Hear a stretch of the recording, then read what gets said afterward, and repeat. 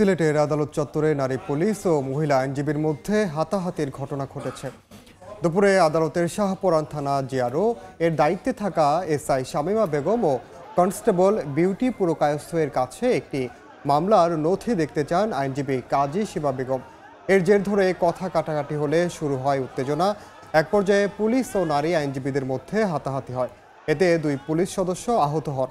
এরই মধ্যে ঘটনা তদন্তে কাজ শুরু হয়েছে বলে জানায় পুলিশ।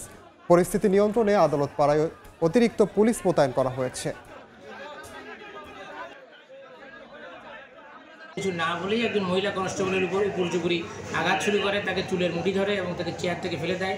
পার্শ্ববর্তী তাকে আরও একজন নারী জিআরও তাকে প্রতিহত করার চেষ্টা করলে তাকেও ধাক্কা মেরে ফেলে দিয়ে তিনি দ্রুত রুম থেকে দৌড়ে পালিয়ে যান। আমাদের দুজন আহত আছে, তাদেরকে প্রাথমিক চিকিৎসার জন্য ওসমানী মেডিকেল কলেজে প্রেরণ করা হয়। নারী আইনজীবীর সাথে বা আমাদের যে মহিলা কনস্টেবল যাকে ফেলে দিয়েছেন তার সাথে ইতিপূর্বের কোনো ঘটনা আছে কিনা এই নিয়ে আমাদেরকে ইনকোয়ারি আমাদের চলমান আছে।